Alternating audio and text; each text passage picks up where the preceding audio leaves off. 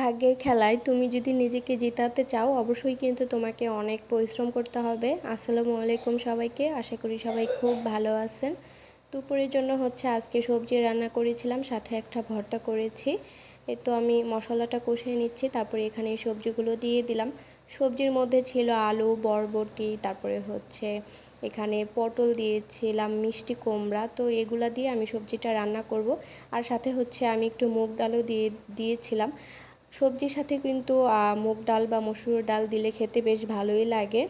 আর এই তো সবজি থেকেই কিন্তু একটু পানি উঠেছে, ওইটা দিয়েই হচ্ছে আমি একটু কষিয়ে নিচ্ছি। তারপরে সিদ্ধ হওয়ার জন্য আমি একটু পানি দিয়ে দিব। সবজিতে তো আর ওইভাবে পানি দেওয়া হয় না, জাস্ট সবজিটা সিদ্ধ হলেই সবজিটা রান্না করা হয়। আর লাস্টে হচ্ছে বাগার দিয়ে দিব। সবজিটা কিন্তু অলমোস্ট সিদ্ধ হয়ে গিয়েছে।